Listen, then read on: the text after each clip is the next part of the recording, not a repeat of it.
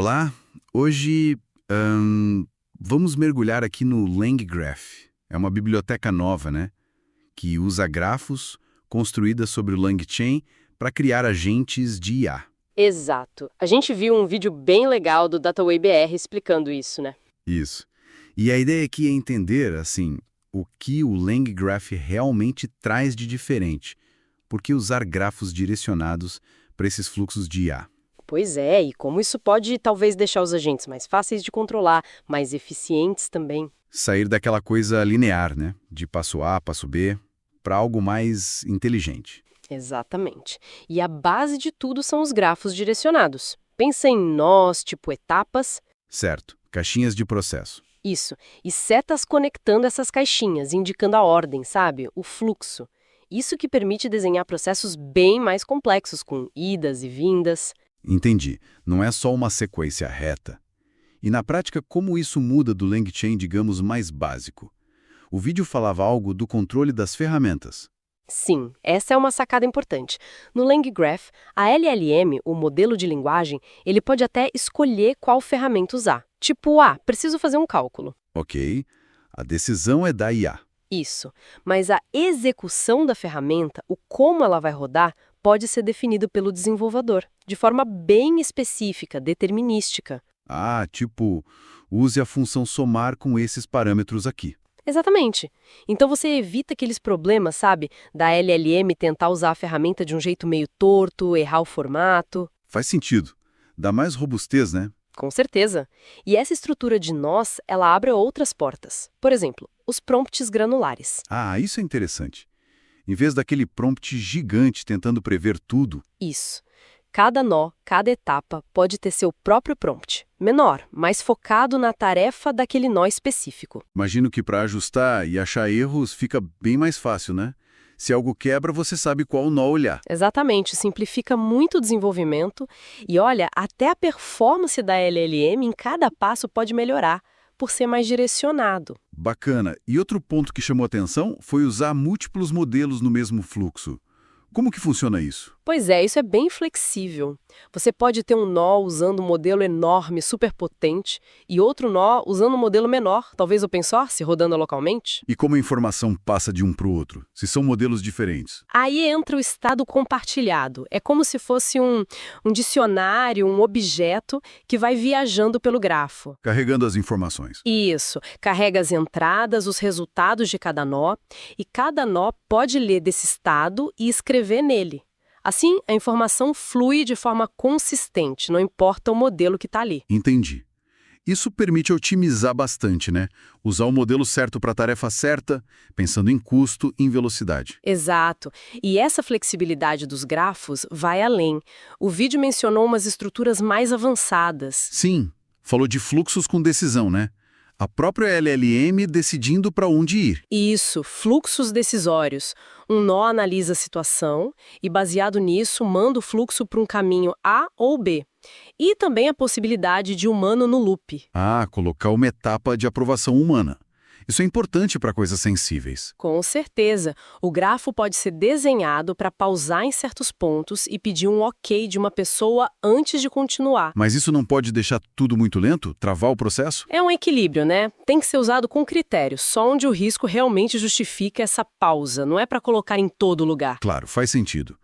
E a parte de multiagentes? Como seria isso? Isso é bem poderoso. Imagina criar um sistema onde diferentes agentes, que na verdade são subgrafos, trabalham juntos. Tipo uma equipe. Exato. Um agente pesquisa, outro agente escreve um rascunho baseado na pesquisa e um terceiro agente revisa tudo. Eles podem colaborar ou até supervisionar um ao outro. Uau, isso abre muitas possibilidades. O exemplo do chatbot de atendimento que eles deram no vídeo parece usar um pouco disso, né? De otimizar o fluxo. Sim, ilustra bem. O fluxo começa, classificando o que o usuário quer. Se é só um oi ou pedir contato. Isso. Se for algo simples assim, cumprimento, contato, uma info básica, ele usa respostas prontas. Nem chama LLM. Economia de tempo e dinheiro aí. Total. Agora, se for uma pergunta de verdade, que precisa de informação do banco de dados. Aí sim entra a inteligência. Aí sim, primeiro uma LLM pode rotear a pergunta para o banco vetorial certo. Tipo, essa pergunta é de vendas? Marketing? Ajuda? Entendi. E depois? Depois vem o processo de RAG, que você mencionou antes. Retrieval Augmented Generation. Buscar a info relevante e dar para a LLM gerar a resposta. Isso mesmo. Ele busca a informação naquele banco específico e só então usa a LLM para gerar a resposta final, já com contexto. Ou seja, a LLM e a busca no vetor, que são as partes mais, digamos, caras ou lentas, só rodam quando precisa mesmo. Precisamente, é uma otimização bem clara de custo e de latência. Então, para a gente amarrar aqui, o LangGraph parece ser uma ferramenta para dar um controle muito mais granular, mais fino, sobre esses fluxos de IA, né? Com certeza, a estrutura de grafo direcionado é a chave. Permite desenhar lógicas complexas, condicionais, usar modelos diferentes e, crucialmente, otimizar onde e quando os recursos mais pesados são realmente necessários. Exato. É um passo importante para construir agentes que sejam mais robustos, que possam escalar e que sejam mais eficientes no uso de recursos. Legal. E isso até deixa uma pergunta no ar, né?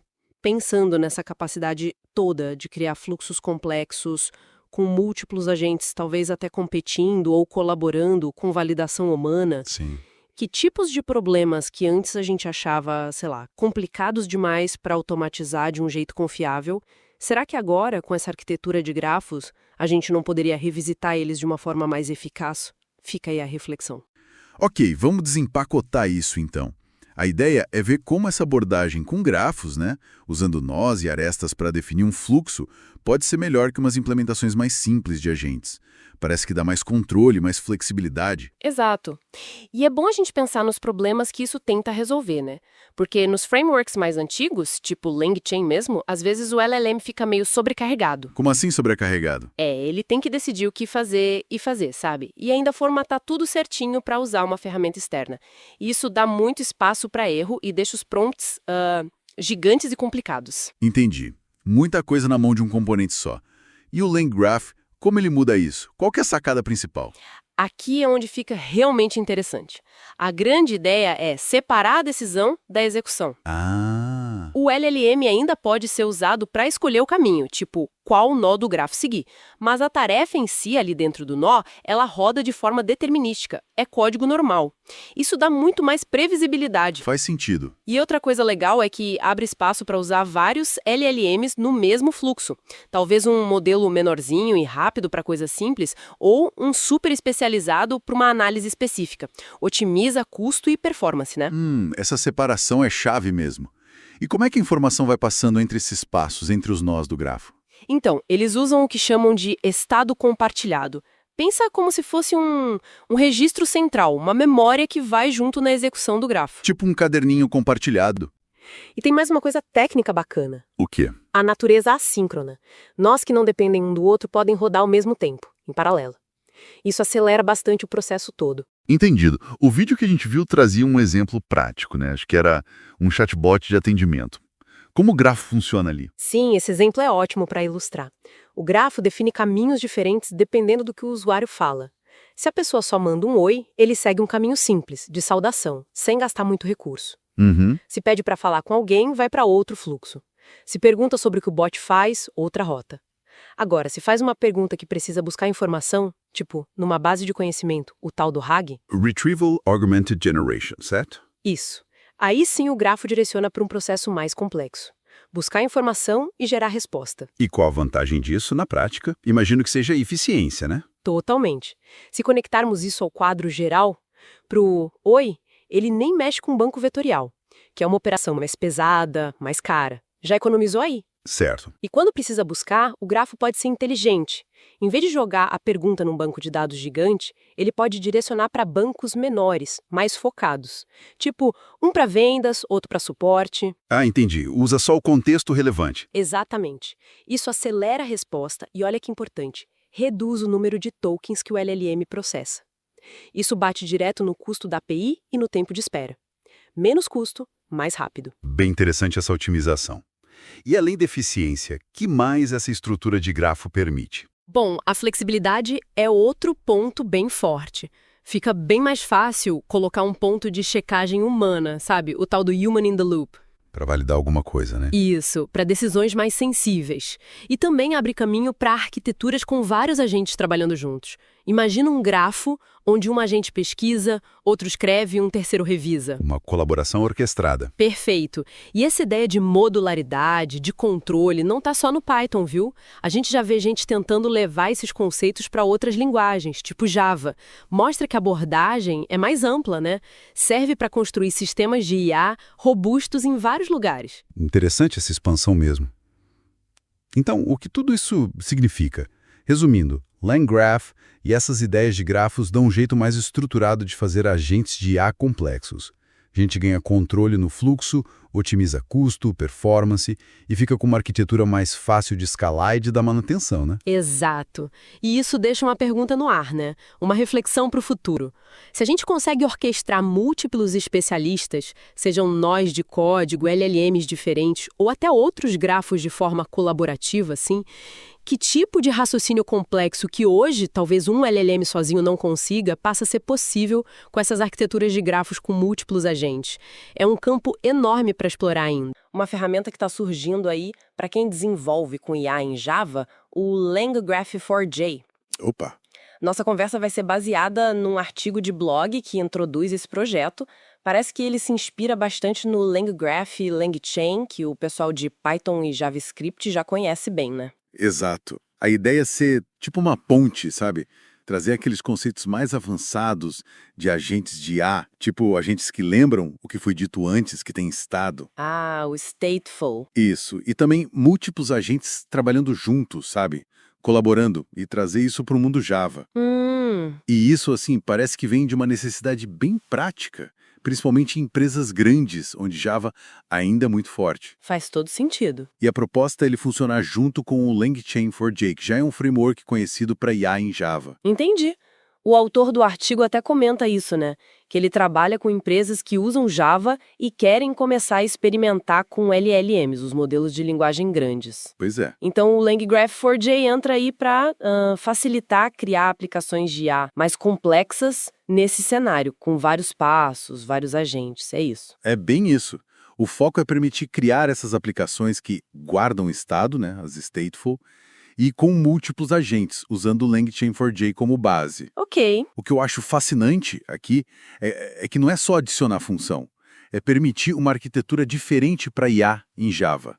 Tipo, orquestrar vários pedaços de IA como se fosse um fluxo de trabalho, mesmo só que inteligente. O fluxo de trabalho, gostei disso. E o artigo dá 2 exemplos para ilustrar. Legal, vamos ver o primeiro então? O Agent Executor.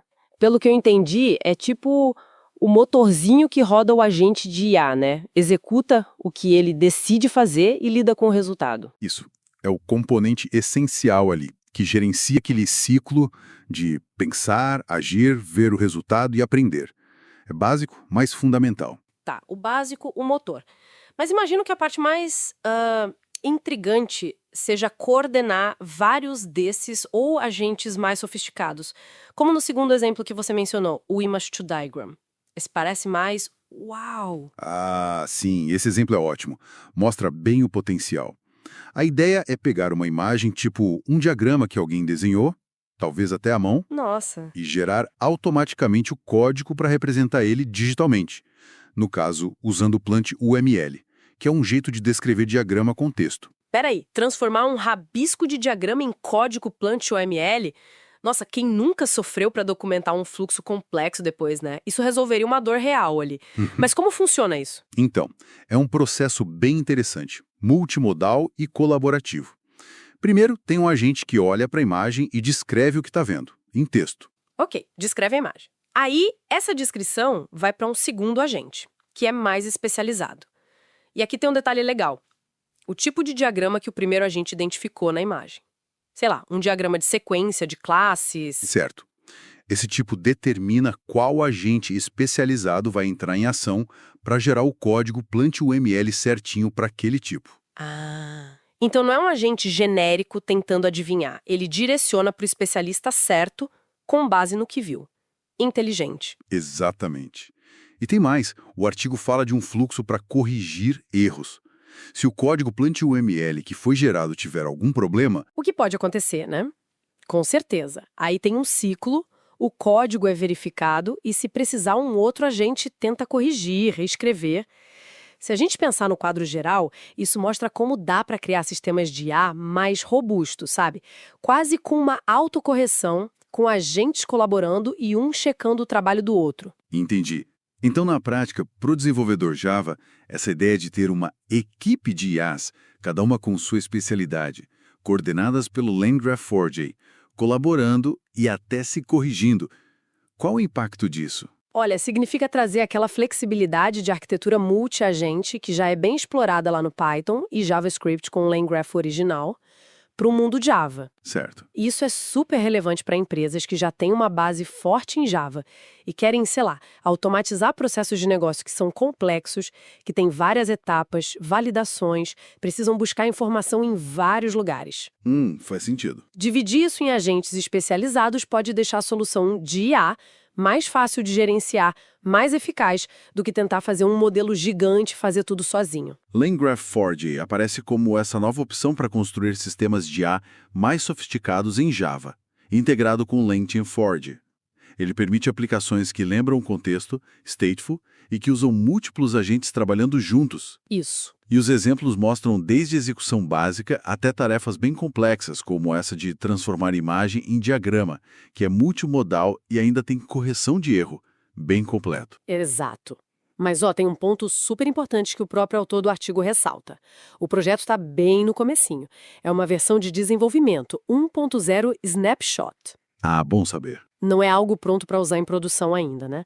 Parece que o objetivo agora é mais sentir o interesse da comunidade, pegar feedback, ver para onde a coisa vai. Entendido. É um começo promissor, então. Algo para quem mexe com Java e tá de olho em IA, fica de olho, né? Para acompanhar a evolução. Com certeza. E isso até levanta uma reflexão interessante, né? Pensando em quem está integrando IA agora, como será que essa abordagem de quebrar tarefas grandes em agentes menores, especializados, que colaboram e talvez até se corrigem, como isso poderia ajudar a atingir objetivos específicos de um jeito melhor do que usar um modelo único, monolítico? Boa pergunta. Fica aí para pensar, né? Em como orquestrar sistemas de IA como se fossem times, e não só um cérebro isolado tentando resolver tudo.